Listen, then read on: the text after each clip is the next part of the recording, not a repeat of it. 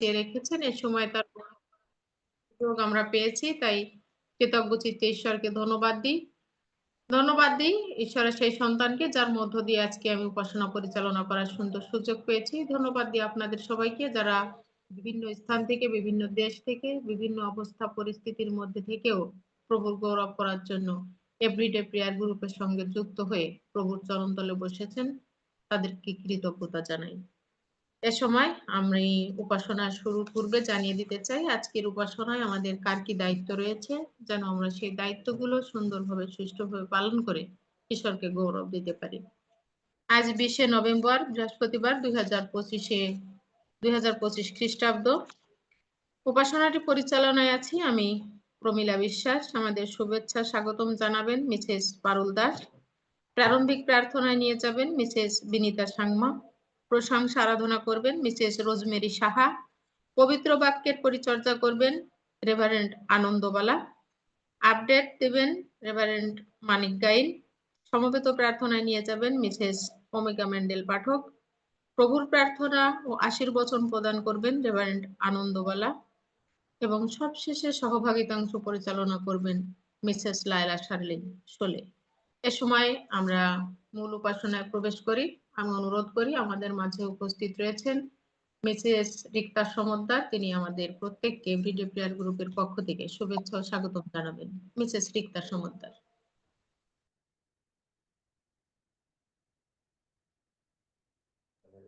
Emmanuel সবাইকে ধন্যবাদ দেই স্বর্গস্থ পিতাকে যে এই সুযোগের জন্য যারা এভরিডে প্রেয়ার গ্রুপের এই পবিত্র উপাসনায় এই পর্যন্ত যুক্ত হয়েছেন।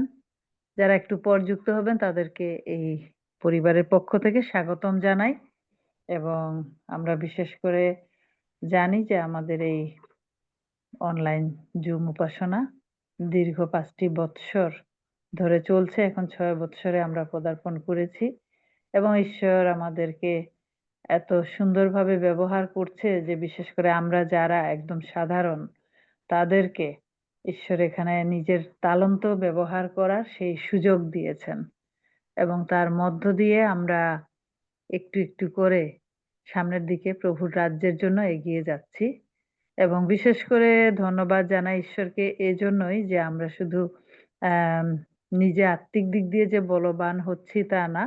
আমরা এখানে একটা পরিবারের মতো। যখন আমাদের কোনো সমস্যা হয়, কোনো বিপদ হয়, কোনো অসুস্থতা হয়, আমরা যখন একটা প্রার্থনা বা ধন্যবাদের বিষয় দেই, সবাই সেই ধন্যবাদের সাথে আনন্দ সহকারে সেই বিষয় নিয়ে প্রার্থনা করেন এবং দেখা যায় যে শুধু এখানেই যে প্রার্থনা তা না, ব্যক্তিগতভাবেও করেন এবং সেই চ্যাট বক্সে যখন সেই প্রার্থনাগুলো থেকে যায়, তখন শুধু দেশ-বিদেশ বিভিন্ন স্থানে ভক্ত সন্তানেরা এই বিষয়গুলো নিয়ে প্রার্থনা করেন। তো এই যে আশীর্বাদ এটা সাধারণ কোনো বিষয় না। সেটা এমনি খালি চোখে দেখা যায় না। কিন্তু আত্মিক চোখ দিয়ে অনুভব করা যায় এই আশীর্বাদ। তাই প্রিয়জনেরা আমরা চাই যে আরো ঈশ্বরের ভক্ত সন্তানেরা এই আশীর্বাদের অংশীদার হন। সেজন্য আমরা উৎসাহিত করব সরাসরিভাবে আমাদের প্রিয়জনকে এবং একই সাথে এই জুম লিংকটি দিয়ে আমরা উৎসাহিত করব।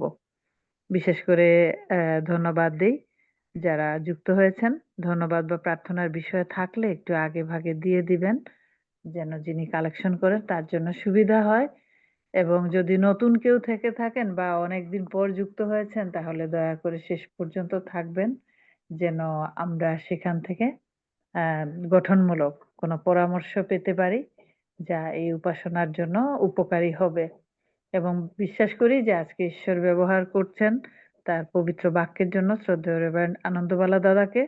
আমরা সেখান থেকে পরিপূর্ণভাবে আত্মিক খাদ্য গ্রহণ করব এবং দাদাকে ঈশ্বর প্রচুররূপে আশীর্বাদ করুন। সবাই তাই এই পবিত্রতা রক্ষা করব উপাসনার। তাই আমাদের মাইক্রোফোনের দিকে আমরা লক্ষ্য রাখবো যেন সেটি মিউট থাকে। হঠাৎ যেন আনমিউট হয়ে কোনো সেই পবিত্রতা যেন ক্ষুণ্ণ না হয়। সেজন্য আমরা প্রত্যেকে সচেতন থাকব। ঈশ্বর সবার জীবনের মধ্য দিয়ে গৌরবান্বিত হন। আমেন। ইম্মানুয়েল। ইম্মানুয়েল। এ সময় আমরা প্রার্থনার মধ্য দিয়ে আমাদের উপাসনাকে ঈশ্বরের কাছে রাখবো। আমাদের মাঝে উপস্থিত রয়েছেন ঈশ্বরের সন্তান আজকের উপাসনায় প্রার্থনা করার জন্য মিসেস বিনীতা সাংমা। আমি অনুরোধ করব তিনি প্রার্থনার মধ্য দিয়ে আমাদের সবাইকে এবং বিশেষ করে আজকে যিনি পবিত্র বাক্যের পরিচর্যা করবেন ঈশ্বরের সেই সন্তানকে আমরা ঈশ্বরের কাছে রাখবো। আসুন আমরা মিসেস বিনীতা সংমার সঙ্গে প্রার্থনায় যাই। ইম্মানুয়েল সকলকে জয় যিশু।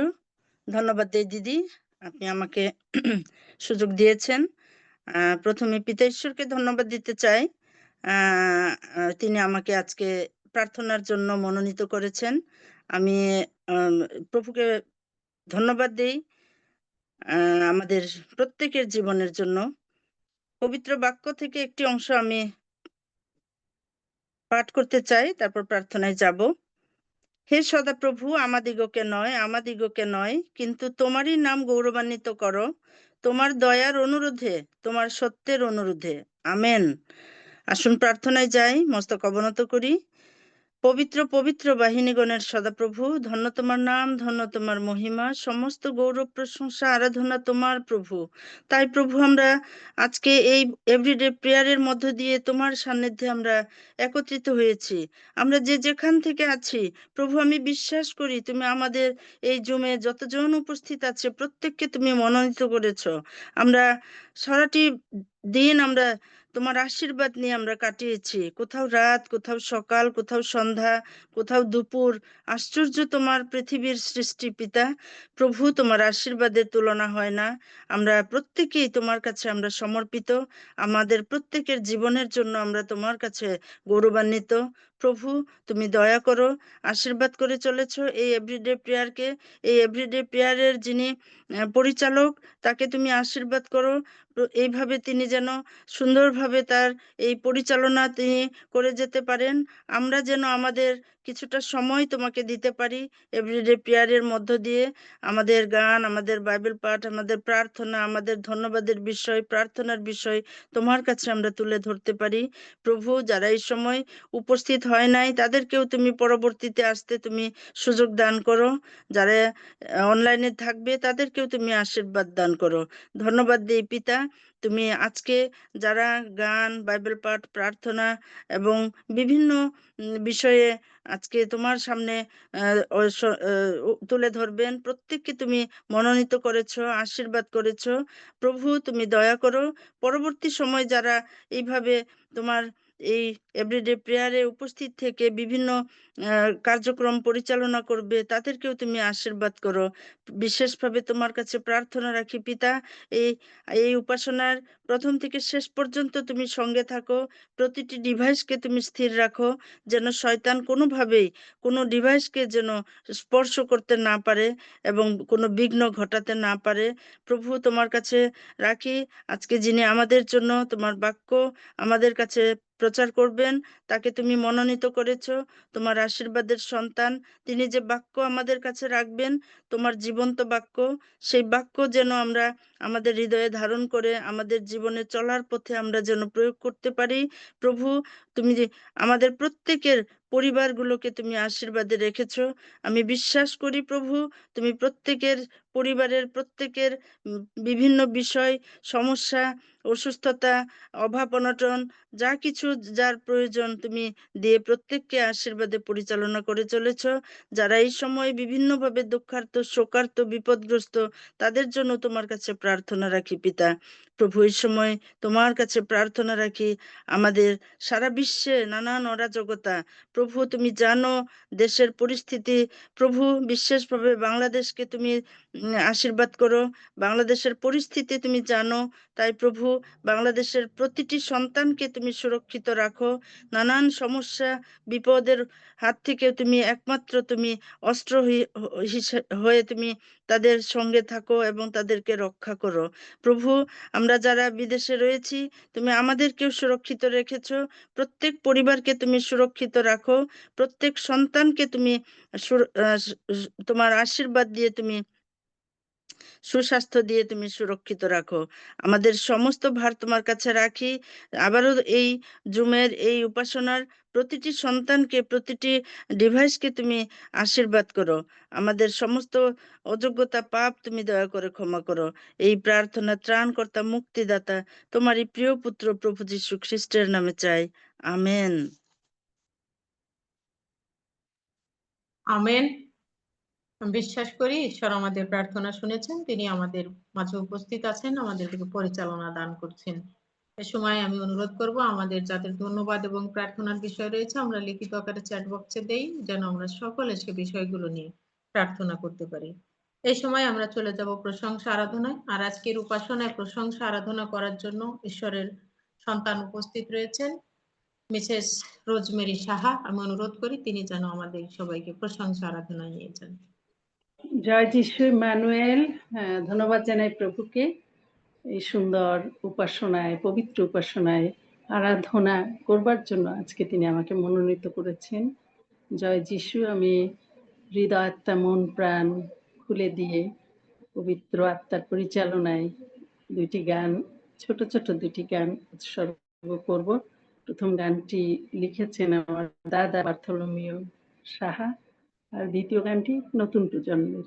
যাই হোক, আমি গাই।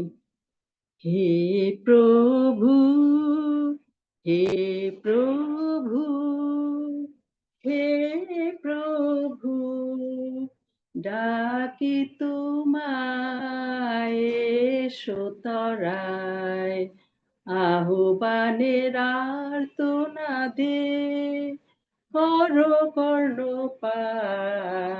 হে প্রভু, হে প্রভু, হে প্রভু, ডাকি তোমায় এসো তরায়, আহ্বানের আর্তনাদে করো কর্ণপাত। প্রার্থনায় আমার তোমার উদ্দেশ্যে হোক উত্তোলিত ধূপারতির মতো।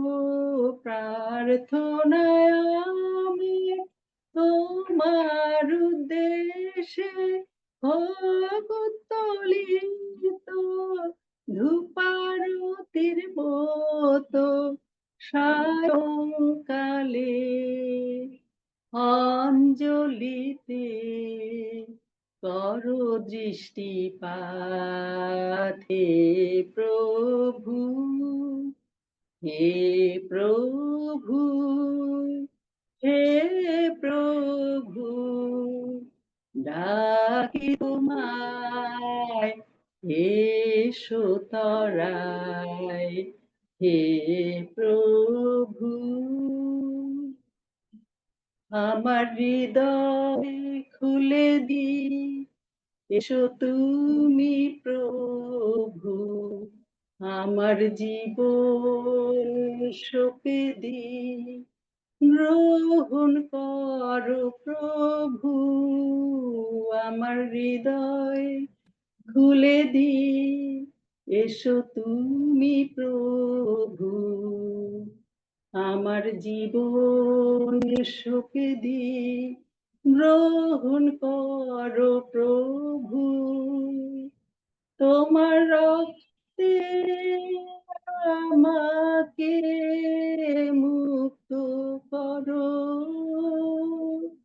তোমার রক্তে আমাকে ধৌত করো, তোমার রক্তে আমাকে শুচি করো, তোমার রক্তে আমাকে অভিষিক্ত করো, তোমার রক্তে আমাকে অভিষিক্ত করো, তোমার রক্তে আমাকে অভিষিক্ত করো।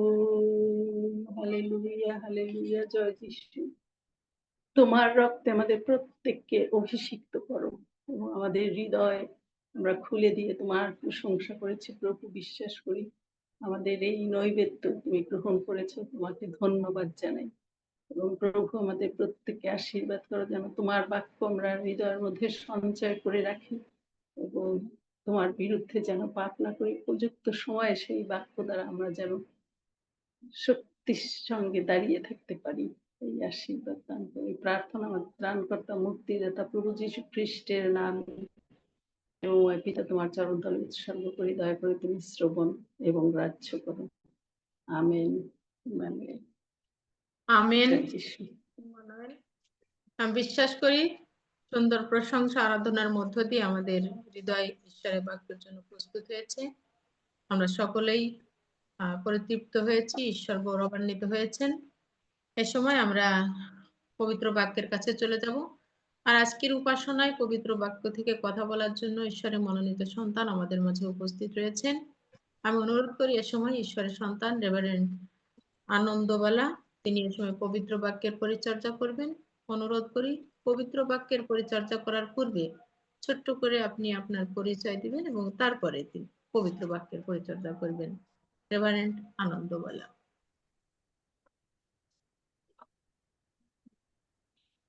সবাইকে জয় যিশু। ইম্মানুয়েল। আমাকে শোনা যায়? শোনা যায়। আমি ধন্যবাদ দিই আজকে ঈশ্বরকে যে আজকে এই সুন্দর সুযোগ প্রভু আমাদেরকে দিয়েছেন যেন আমরা প্রভু গৌরব করতে পারি, এবং ধন্যবাদ দিই আজকে এভরিডে প্রেয়ার গ্রুপকে এবং যারা আজকে এই পবিত্র উপাসনায় উপস্থিত হয়েছেন আমি সকলকে ধন্যবাদ জানাই। সাধারণত আমি কি বলে আমার 14 দিদি লিন্ডা দি তিনি আমাকে বিভিন্ন জায়গায় একটু সুযোগ দিয়ে থাকেন, কিন্তু গতকালকে হঠাৎ করে আমাদের লায়লা দি তিনি বললেন যে একজনকে অ্যাবসেন্ট আছে, যদি আপনার সম্ভব হয় আপনি একটু প্রভুর বাক্য প্রচার করেন। আসলে আমি বিশ্বাস করি যে ঈশ্বর তিনি মনোনীত করে রেখেছেন কারে কখন কোথায় ব্যবহার করবেন, এবং আজকে আমি সকলকে ধন্যবাদ জানাই এবং সমস্ত শ্রদ্ধা সম্মান গৌরব আমরা প্রভুকে দিতে চাই। আমি রেভারেন্ড আনন্দবালা বাংলাদেশ ব্যাপটিস্ট চার্চ সঙ্গের সাথে প্রভুর পক্ষে পরিচর্যা করছি। যশোরে আছি। আমার এক ছেলে এক মেয়ে। মেয়ে এবার এসএসসি পরীক্ষা দেবে এবং ছেলে ম্যাক্সন ছোট প্রাইমারিতে পড়ে, কিছুটা অসুস্থ আছে। প্রার্থনা চাই যেন প্রভু সেই সন্তানকে সুস্থতা দান করেন। আমি আজকে ধন্যবাদ দিতে চাই এভরিডে প্রেয়ার গ্রুপকে যে আজকে এখানে যারা উপস্থিত হয়েছেন। আমরা এই সময় প্রভুর বাক্যে যেতে চাই যে একটা প্রবাদ বাক্য আছে যে অর্থ অনার্থের মূল, আর প্রভুর বাক্য আছে যে অহংকার পতনের মূল। তো এই দুটো বিষয় আমি ভাবতেছিলাম যে আগের দিনের যে আমাদের যারা দাদু বা বাবার বয়সী যারা, সেই সময় যে মানুষের ভিতরে একটা ঐক্য মনোভাব, আত্মিক মনোভাব, নম্রতার একটা মনোভাব, একজনের সাথে আরেকজনের, আমি দেখেছি যে ভালো তরকারি রান্না করলেও একজন আরেকজনকে একটু পাশাপাশি দিয়ে খেত। এটা আমি দেখেছি, কারণ আমরা একটা ঘরে 3টে পরিবার আমরা বড় হয়েছি। একটাই ঘর, বারিন্দা এক বারিন্দায় জ্যাঠা কাকা এরকম ভাবে হয়েছি, এবং যখন জেঠিমা কিছু রাঁধতো আমাদের একটু ভালো কিছু রাঁধলে একটু দিত, আমরা কিছু ভালো রাঁধলে, এই যে একটা সুসম্পর্ক। কিন্তু এখন সেই কি বলবো, সেই সম্পর্কটা বা সেই প্রেমের জায়গাটা বা সেই সম্মানের জায়গাটা এখন অনেকটাই কেন যেন কমে গেছে। তো এই জন্য আমি চিন্তা মানুষের যে সম্পদের পাশাপাশি বা যোগ্যতা ক্ষমতার পাশাপাশি অনেক সময় অহংকার চলে আসে বা অভিমান চলে আসে। আজকে আমি বাইবেল থেকে সেই বিষয়টা নিয়ে আলোচনা করতে চাই যে মানুষ এই অহংকার বা অভিমানের ফলে ঈশ্বরের বাক্য থেকে দেখব যে কিভাবে সেটা ঈশ্বর প্রতিরোধ করেন এবং সেটার ফল কি হতে পারে। সেই বিষয়ে আমি আজকে আলোকপাত করতে চাই। আমি ছোট্ট করে প্রার্থনা করতে চাই। প্রভু, তোমার ধন্যবাদ করি, গৌরব প্রশংসা করি। আজকে তুমি সুন্দর সময় দিয়েছো প্রভু, তুমি আজকে দিনে মনোনীত করেছো যেন তোমার বাক্য পরিচর্যা করতে পারি। প্রভু, তোমার পবিত্র আত্মার শক্তি যাচনা করি, তুমি আশীর্বাদ করো এবং তোমার বাক্য তুমি প্রকাশ করো যেন এই বাক্যের মধ্যে দিয়ে আমরা প্রত্যেকে আশীর্বাদ প্রাপ্ত হতে পারি। এই প্রার্থনা যীশু খ্রিস্ট তোমার পবিত্র নামে চাই, আমেন। আমি যে কথা বলতেছিলাম যে এই যে সেই আগের যে সেই প্রেমের বা সেই সহভাগিতা সহানুভূতি যাই বলি না কেন, এখন মানুষ তাহলে মানুষের এখন আর্থিক উন্নতি হয়েছে। অনেক দূর মানুষ শিক্ষা-দীক্ষায়, অনেক অর্থনৈতিকভাবে, কিন্তু তার মধ্যে দিয়ে দেখেন যে, যে জিনিসটা মানুষের ভিতরে তৈরি হয়েছে সেটা কারো ক্ষমতার অহংকার, কারো অর্থের অহংকার, আর কারো সেই আ সেই ভালোবাসার অনেকটা ঘাটতি হয়েছে। আর এরকম আমি চিন্তা করতেছিলাম যে তাহলে এই বিষয়টা নিয়ে আজকে কথা বলব। এবং আমরা জানি যে রাজা নবকুতনেশ্বর, আমরা জানি যে সে সেই বাবিলের একজন প্রভাবশালী একজন রাজা ছিলেন, এবং সেটা দানিয়েলের সময়। এবং সেই এতটা ছিলেন যেন তার কাছে সবাই প্রণিপাত করে। তিনি ১ম অবস্থায় ঠিক ছিলেন, কিন্তু আস্তে, আস্তে যখন তিনি সেই রাজত্ব এবং তার প্রভাব ক্ষমতা বৃদ্ধি পেতে লাগলো, তখন তিনি নিজের একটা আ আইন জারি করলেন যেন লোকেরা তাকে এসে সেজদা দেয় বা প্রণাম করে ভক্তি জানায়। কিন্তু ইসরায়েল জাতির একটা বিষয় ছিল, আমরা জানি যে ঈশ্বরের উপরে তাদের আর কোনো প্রভু, আর কোনো কেউ থাকবে না।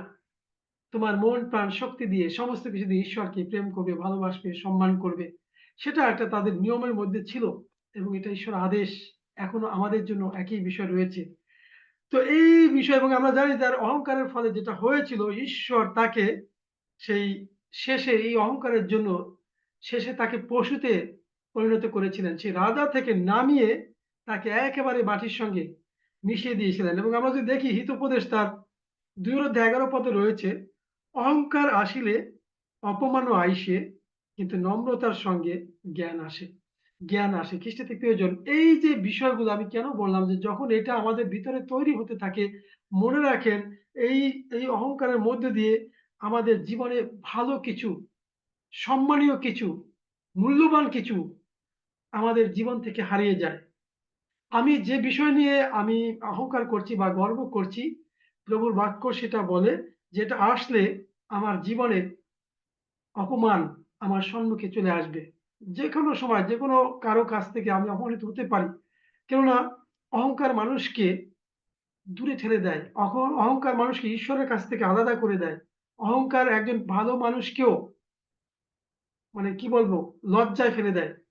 তাই বলছে যে এই যে নবখৎনেশ্বর, তিনি যে একজন রাজা ছিলেন, এবং তাকে শেষ পর্যন্ত প্রভুর বাক্য যদি আপনারা দেখেন ৪ অধ্যায় দানিয়েলে, সেখানে এই ঘটনাটি পাবেন যে শেষ পর্যন্ত তাকে পশুদের সঙ্গে পশু মতো করে তার জীবনযাপন করতে হয়েছে।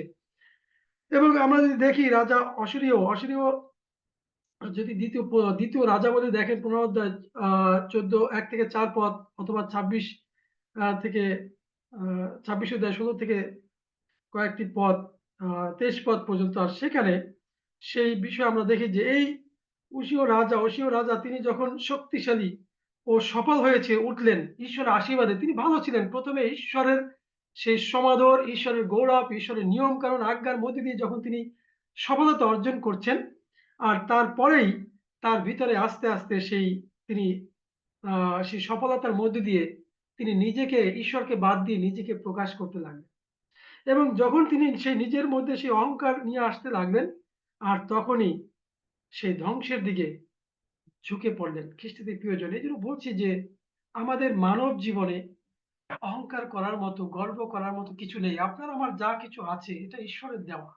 তাই এখানে আর অন্য কিছুর কোনো সুযোগ নেই, গর্ব করার কিছু নেই। এজন্য যাকব তার ৪ অধ্যায় ৬ পদে আছে, ঈশ্বর অহংকারীদের প্রতিরোধ করেন, কিন্তু নম্রদিগকে অনুগ্রহ প্রদান করেন। মানে অহংকার এমন একটা জিনিস, একটা গর্ব এমন একটা বিষয়, যেখানে ঈশ্বর আপনার বিরোধী দাঁড়ান। সমস্ত আশীর্বাদ পাওয়া থেকে ঈশ্বর সেটাকে প্রতিরোধ করেন। সমস্ত সেই কি বলবো সম্মানের পাওয়ার জায়গা থেকে ঈশ্বর আপনাকে প্রতিরোধ করেন। তাই আজকের যে বিষয় আমরা দেখি যাকবে, তিনি সেই কথা বলছেন, ঈশ্বর অহংকারীদের প্রতিরোধ মানে বিরুদ্ধে দাঁড়ান। এটা আমরা বুঝতে পারি যে কত একটা ভয়ানক বিষয়। আমরা প্রতিনিয়ত প্রার্থনা করি ঈশ্বরের কাছে, প্রভু তুমি আমার এই বিষয়ে সাহায্য করো। প্রভু আমাকে, আমার সন্তানদেরকে তুমি আশীর্বাদ করো। প্রভু আমি যেন আমার কর্মক্ষেত্রে আমি আশীর্বাদ প্রাপ্ত হই, আমার জীবনে আমি আশীর্বাদ প্রাপ্ত হই। এবং সেটা আমাকে এই ঈশ্বর প্রতিরোধ করে যখন আমার ভিতরে সেই অহংকার বাসা বাঁধে। তখন ঈশ্বর আমার বিরুদ্ধে দাঁড়ান। ঈশ্বর আমাকে সেটা থেকে আবার প্রতিরোধ করেন। এটা আমরা বুঝতে পারি যে কতটা ভয়ানক একটা বিষয়। যেটা প্রভুর বাক্যে আজকে আমরা দেখতে পাই।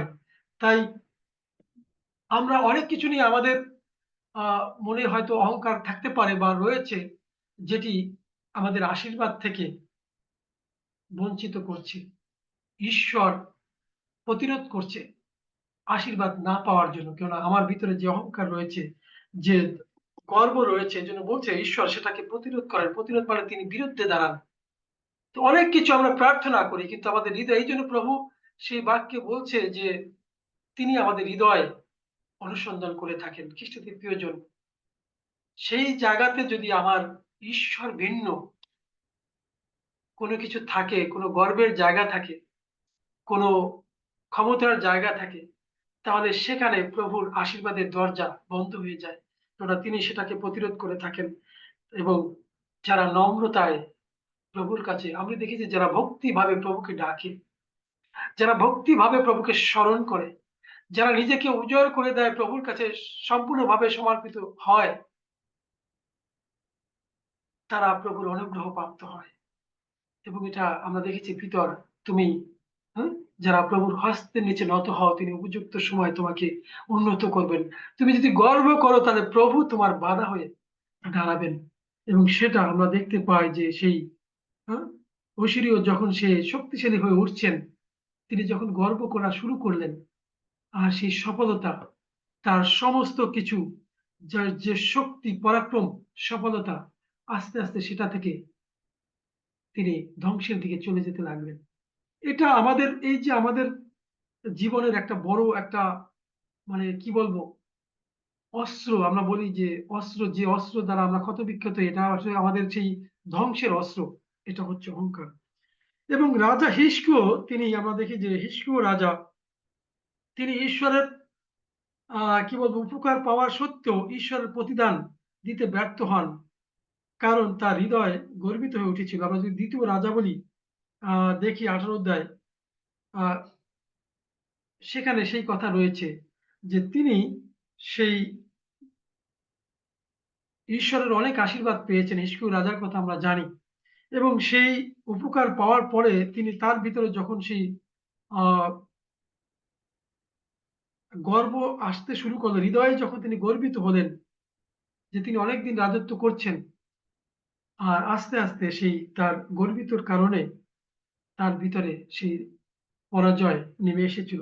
খ্রিস্টদের প্রিয়জন, আমরা আমাদের জীবনে আমরা দেখি যে এই অসিরীয় রাজার, আমরা দেখি যে সে এমন একটা গর্ব, যে সে নিজের আহ গর্বের কারণে আস্তে আস্তে সে আশীর্বাদ বঞ্চিত হয়েছে। এবং হিস্কিয় রাজারও সেই একই অবস্থা হয়েছে। মানে আমাদের মানসিক জীবনে আসলে আমরা, এটা আমাদের, এই জন্য বলছি যে ধ্বংসের বড় অস্ত্র হচ্ছে যখন আমাদের মনের গর্ব চলে আসে। কেননা এটা ঈশ্বরের দৃষ্টিতে, মানুষ কখনোই ঈশ্বরের কাছে সে নিজেকে গর্ব নিয়ে দাঁড়াতে পারে না। ঈশ্বরের দৃষ্টিতে সেটা খুবই অপছন্দের, খুবই মারাত্মক একটা বিষয়। এই জন্য হিতোপদেশ তার 29 অধ্যায় 23 পদে রয়েছে, অহংকার মানুষকে নিচে নামায়, কিন্তু নম্র ব্যক্তি সম্মান পায়। তাহলে যখন এটা আসে, যে আমরা যে রাজাদের কথা বললাম, রাজা আহ সেই নবকুতনেশ্বর, এবং সেই অসিরীয়, এবং সেই হিস্কিয়, এবং আমরা দেখি যে সলোমন সেই কথা বলছেন 29 অধ্যায় 23 পদে, অহংকার মানুষকে নিচে নামায়। আপনার জীবনে যত সফলতা থাকুক, আপনি যদি চিন্তা করেন আপনি জাগতিক একেবারে স্বয়ং সম্পূর্ণ, কিন্তু কখনো যদি আপনাকে সেই জায়গাটা থেকে সেই অহংকার বাসা বাঁধে, মনে রাখেন আপনার জীবনে সেই পতন বা ধ্বংসের কাজ শুরু হয়ে গেছে। কারণ ঈশ্বর একেবারে সবচেয়ে ঘৃণা করেন এটা। এজন্য বলছে যে মানুষকে নিচে নামা। আমরা কেউ নিচে নামতে চাই না, কিন্তু কেন আমরা নেমে যাই সেটা আমাদের জানা দরকার। এটা প্রভুর বাক্য বলে। এটা শুধু আপনার আমার, ঈশ্বরকে বাদ দিয়ে যখন আমরা অন্য কিছু নিয়ে অহংকার করে থাকি, অন্য কিছু নিয়ে বেশি ভাবি, অন্য কিছু নিয়ে যেতে বেশি প্রায়োরিটি দেই, সেটাও হচ্ছে এক ধরনের অহংকার। এই জন্য ঈশ্বরকে ব্যতিরেকে, ঈশ্বর ব্যতিরেকে আমাদের আর বড় কোনো বিষয় নেই। হতে পারে আপনার সন্তান সন্ততি, আপনার ব্যবসা বাণিজ্য, যা কিছু বলেন না কেন, যদি আমাদের ঈশ্বর থেকে অন্য কিছু আমরা বড় প্রায়োরিটি দিয়ে থাকি, তাহলেই আপনার ঈশ্বর বলছে যে তখনই তিনি আমাদেরকে নিচে নামান, অহংকার মানুষকে নিচে নামায়, কিন্তু নম্র ব্যক্তি সম্মান প্রাপ্ত হয়। সম্মান এটা ঈশ্বর থেকে আসে। তাই আমরা দেখি রাজা অবসালেম তার অহংকারের এত উচ্চ আকাঙ্ক্ষা তাকে ধ্বংসের দিকে নিয়ে গেছিল, এবং অবসালে আমরা জানি যে সে দাউদের সন্তান ছিলেন, এবং তিনি সন্তান হয়েও দাউদ একজন ঈশ্বরপ্রিয় লোক ছিলেন। এবং তারপর তার যখন চিন্তা আসলো যে আমি এখন এই বাবার রাজত্ব আমি আমি নিজে নেব, আমি সেই রাজত্ব করব, এবং আমি আস্তে আস্তে সবকিছু আমার নিজের ক্ষমতার অধীনে আমি নিয়ে আসবো। সে এমনিতেই পেতে পারতো তার বাবার, কিন্তু যখন তার ভিতরে এই বিষয়ে বাসা বাঁধলো, সে আলাদা একটা জায়গায় গিয়ে বসবাস করতে লাগলো। সেখানে তার বাবার বিষয়ে ষড়যন্ত্র করতে লাগলো। কিভাবে সে এই প্রপার্টি, কিভাবে সেই রাজত্ব, কিভাবে সে এইগুলো সে তার নিজের আওতায় নিয়ে আসবে। আর যখন তার এই উচ্চ বিলাসিতা, তার এই অহংকার চলে আসলো, এবং আস্তে আস্তে তার উচ্চ আকাঙ্ক্ষা, আমাদের জীবনে আকাঙ্ক্ষা রয়েছে সবার, এটা আমরা জানি। প্রত্যেকেরই কিছু না কিছু আকাঙ্ক্ষা রয়েছে, কিছু উচ্চ ভাবনা রয়েছে, চিন্তা রয়েছে। কিন্তু যেটা আমরা ঈশ্বরকে বাদ দিয়ে, কারণ যখন আমরা সমর্পিত ঈশ্বরকে চাই, ঈশ্বর আমাদের দেন। কিন্তু আমরা যখন ঈশ্বরকে বাদ দিয়ে এই উচ্চ আকাঙ্ক্ষা নিয়ে ঈশ্বরকে বাদ দিয়ে বেশি ব্যতিব্যস্ত হই, তখন কিন্তু আমাদের পতন চলে আসে। এবং আমরা জানি যে শেষে এই অবসালেমের কি অবনতি হয়েছিল, কি পরাজয় এসেছিল, ধ্বংস হয়েছিলেন খ্রিস্টের প্রিয়জন। এবং এজন্য দাউদ খুব শোক করেছিলেন যে কেন তুমি এটা করতে গেলে। খ্রিস্টের প্রিয়জন, হিতোপদেশ 18 অধ্যায় 22 পদে রয়েছে, বিনাশের আগে মানুষের মন গর্বিত হয়। যখন আপনার মনে গর্বিত আসবেন, আপনি ধরে নেবেন যে আপনার বিনাশ শুরু হয়ে গেছে, আপনার ক্ষতির কারণ, ক্ষতির দিকটা আপনার শুরু হয়ে গেছে। তো এই জন্য বলছে বিনাশের আগে মানুষের মনে গর্বিত হয়। তাই এই জগতে আমরা কেউ চিরস্থায়ী নয়। প্রভুর বাক্য বলে আমরা বলযুক্ত হলে 80 বছর, 70 বছর, বলযুক্ত হলে 80 বছর। এর মধ্যে প্রভুর যা প্রয়োজন, হয়তো আমাদের অনেকের অনেক কিছু সেইভাবে প্রভু প্রস্তুত করে রেখেছেন। কিন্তু কি নিয়ে আমরা আজকে চিন্তিত, কি নিয়ে আমরা আজকে ব্যস্ত রয়েছি, কি নিয়ে আজকে অহংকার করছি, কি কারণে প্রভুকে সময় দিতে পারছি না, এমন কি বড় বিষয় রয়েছে যে কারণে আমরা প্রভুর কাছে আসতে পারি না? এমন কোন বিষয় রয়েছে যে কারণে প্রভু গৌরব দিতে পারছি না? কেননা বলছে যে বিনাশের আগে মানুষের মন গর্বিত হয়। যদি আপনি সেটা নিয়ে আমি চিন্তা করতে থাকি, আমি যে বাড়িটায় আছি এখন, এটা আমাকে একজনে দয়া করে বলবো যে দয়া করে থাকতে দিয়েছেন, তারা এখানে থাকেন না। কিন্তু তিনি একদিন এসে বলতেছিল যে আমার মা বৃদ্ধ হয়ে গেছে, আমি মাঝে মাঝে দেখতে আসি। তো আমার তো অর্থ আছে, আমি মনে হয় আমাকে কেউ না কেউ দেখবে। তখন আমি তাকে বাক্যের দিয়ে অনেক সময় তার সঙ্গে কথা বললাম, এবং প্রভুর বাক্যের আলোকে তাকে অনেক কথা বললাম। এবং শেষে সে স্বীকার করলেন যে হ্যাঁ, আপনি ঠিকই বলছেন, যে অর্থ দিয়েই আমি আমাকে শান্তি কিনতে পারি না, অর্থ দিয়ে আমি নিজেকে রক্ষা করতে পারি না। তাই তারপর থেকে উনি অনেকটাই মানে নমনীয়তার সাথে জীবনযাপন করছেন। এবং সে এখন আহ সেই থিওলজি পড়ার জন্য সে একটি সেমিনারে তিনি যোগ দিয়েছেন, যেন সে প্রভুর বাক্য আরো সে শিখতে পায়, এবং সে সেখানে শিক্ষা গ্রহণ করছেন। তা খ্রিস্টীয় প্রিয়জন, বিনাশের আগে মানুষের এই কথার মধ্যে দিয়ে অনেক গর্ব অহংকার কথা প্রকাশ পায়। সেটা মানুষকে দূষিত করে, সেটা মানুষকে ধ্বংসের দিকে নিয়ে যায়, এবং তখন সেই লোকের প্রার্থনা ঈশ্বরের কাছে পৌঁছায় না। আমরা জানি যে করগ্রাহী এবং সেই ফরাসির প্রার্থনার কথা আমরা জানি, যে প্রভুর কাছে প্রার্থনা পৌঁছাতে হলে আপনাকে অবশ্যই নম্রতায় আসতে হবে। যে যতটা নিজেকে প্রভুর কাছে সমর্পণ করতে পেরেছে, ততই প্রভুর আশীর্বাদ, প্রভুর সান্নিধ্য এবং প্রভুর দয়া তার জীবনে প্রকাশিত হয়েছে। তাই খ্রিস্টের প্রিয়জন, আমরা জানি যে মসির যে বোন ছিল মরিয়ম, এবং আমরা জানি যে তারা যখন যাত্রা করছিল মিশর দেশ থেকে, এবং তারা সেই যাত্রা পথে হারন এবং মসি যখন যাচ্ছিল, এবং মসি একটা কাজ করেছিল, আমরা জানি যে কুশীয় এক রানীকে, কুশীয় এক কন্যাকে, সে রমণীকে সে বিবাহ করেছিল, এবং তার ফলে সেই মরিয়ম সে তার ক্ষোভ প্রকাশ করেছিল, এবং তার ফলে যে তার কি অবস্থা হয়েছিল আমরা জানি, যে তার সেই সেই কুষ্ঠরোগ এসেছিল এবং তার পরিচর্যায় সেই কারণে তার ব্যাঘাত ঘটেছিল। তার ভিতরে তিনি চিন্তা করছেন, আমিও একজন ভাওবাদী, আমার সঙ্গে ঈশ্বর রয়েছে। আমিও একজন সেই আপনাদের মতো একজন। কিন্তু মোশিকে তো ঈশ্বর আলাদাভাবে তিনি বেছে নিয়েছিলেন। মোশিকে ঈশ্বর আলাদাভাবে দায়িত্ব দিয়েছিলেন এবং বলছে, হারুন সবসময় তোমার সঙ্গে থাকবে। সে তোমাকে সাহায্য করবে। সে তোমার সমস্ত কিছুতে তোমার সঙ্গে শক্তি যোগাবে।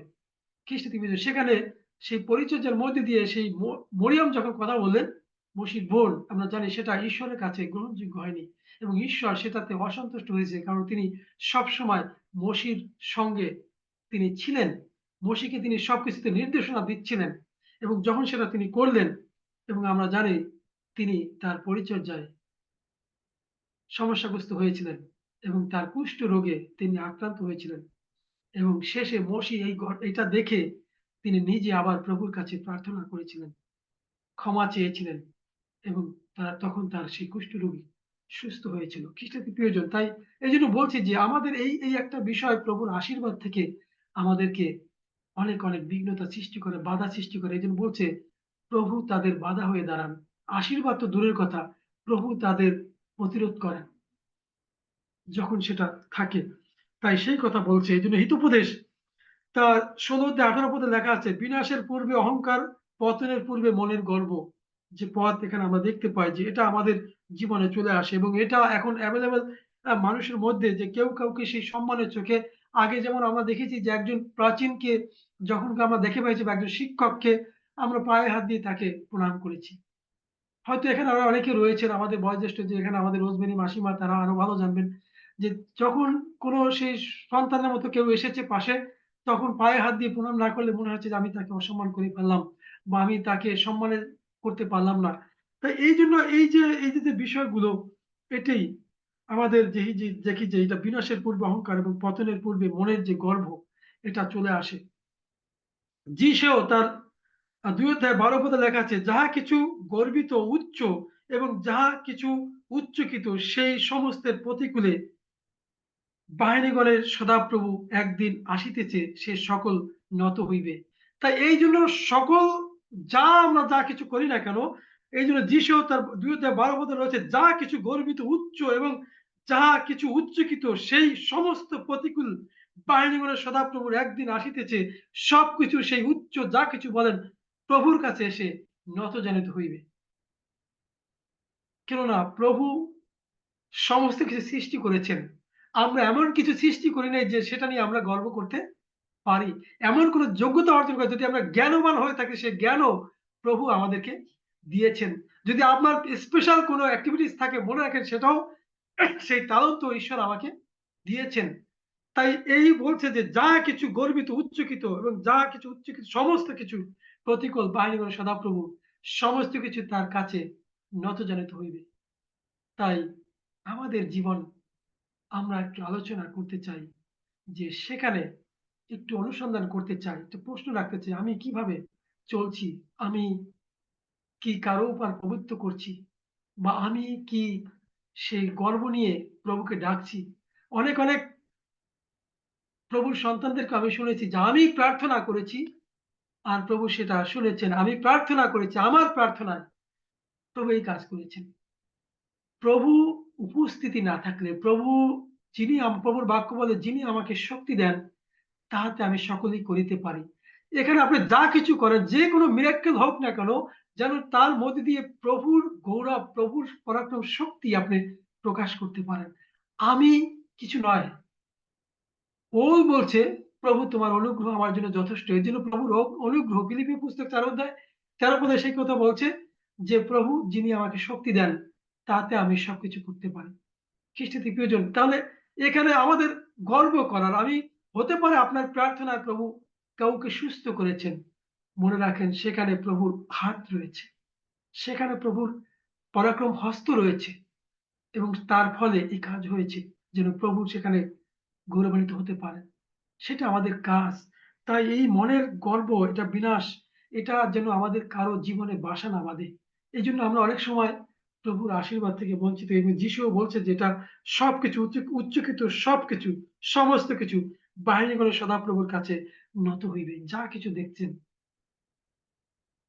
যোহন, প্রথম যোহন তার 2 অধ্যায় 15 থেকে 17 পদ আছে, জগৎ থেকে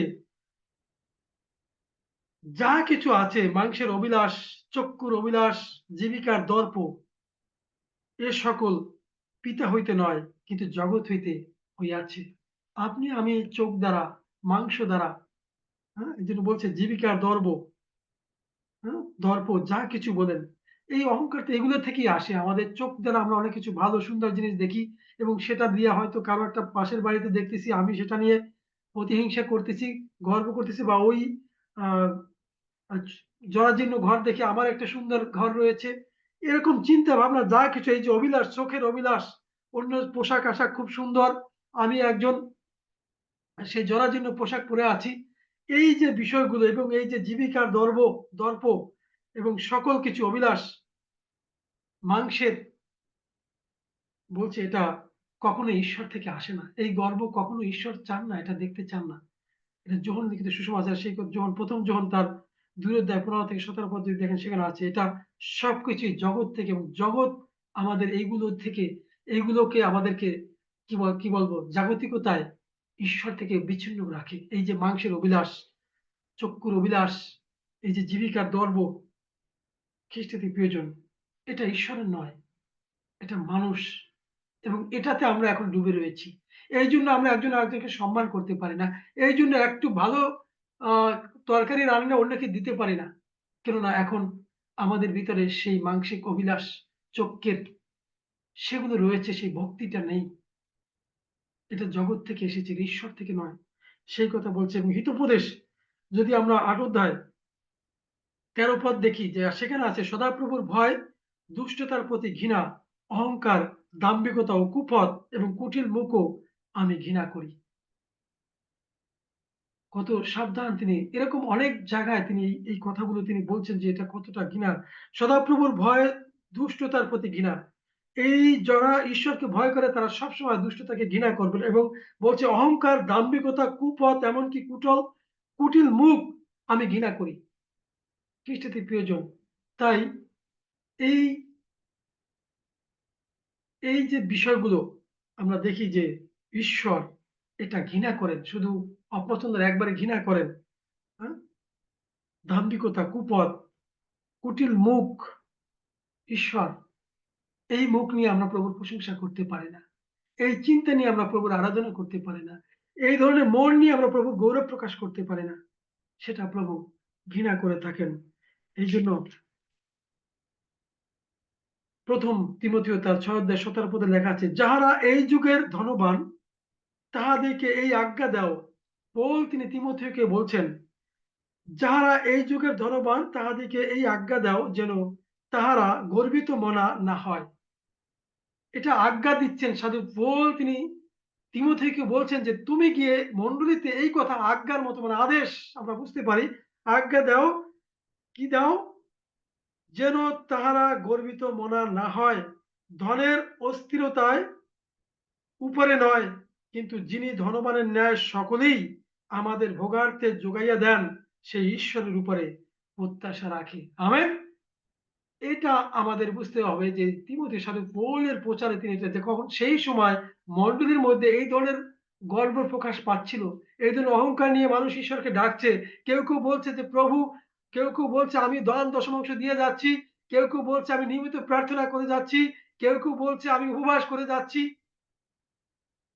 কিন্তু প্রভু তো জানেন, এবং সব এই ধরনের মণ্ডলীর মধ্যে একটা অহংকারী মনোভাব তৈরি হচ্ছে, যার যেটুকু ধার্মিকতা সেটা নিয়েছে, অহংকারী করছে, বড়াই করছে।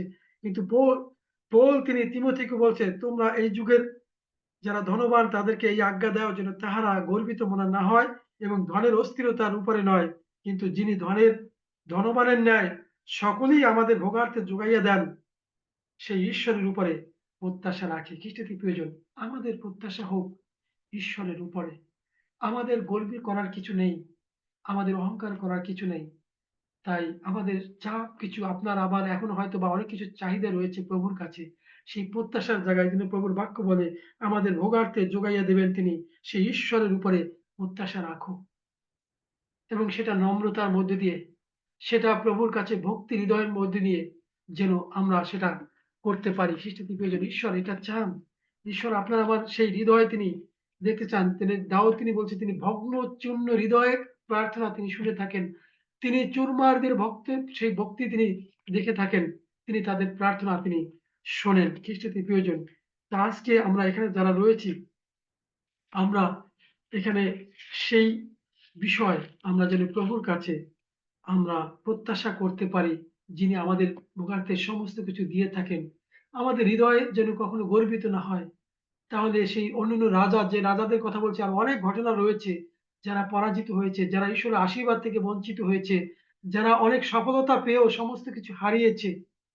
আমরা হারাতে চাই না। আরো দিনে, দিনে প্রভুর আশীর্বাদ নিয়ে বেঁচে থাকতে চাই এবং সেটা যেন নম্রতার মধ্যে দিয়ে, সেটা যেন ভক্তিপূর্ণ ভালোবাসার মধ্যে দিয়ে, প্রভুকে গৌরব দেওয়ার মধ্যে দিয়ে যেন সেটা, এইজন্য প্রভুর বাক্য ফিলিপিওতে বলছে যে, প্রতিযোগিতা কিংবা অনর্থক দর্পের বশে কিছু করিও না, বরং নম্রভাবে প্রত্যেকজন আপনা হইতে অন্যকে শ্রেষ্ঠ জ্ঞান করো এবং প্রত্যেকজন আপনার বিষয় নয়, কিন্তু পরের বিষয় লক্ষ্য রাখো।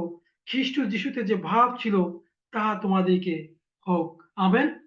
তাই খ্রিস্ট যিশু যে ভাব ছিল, তার যে নম্রতার নিদর্শন স্বরূপ আমরা দেখেছি, তিনি নিজেকে সমর্পিত করলেন এবং নিজেকে হত করলেন এবং তিনি দাসের রূপ ধারণ করলেন।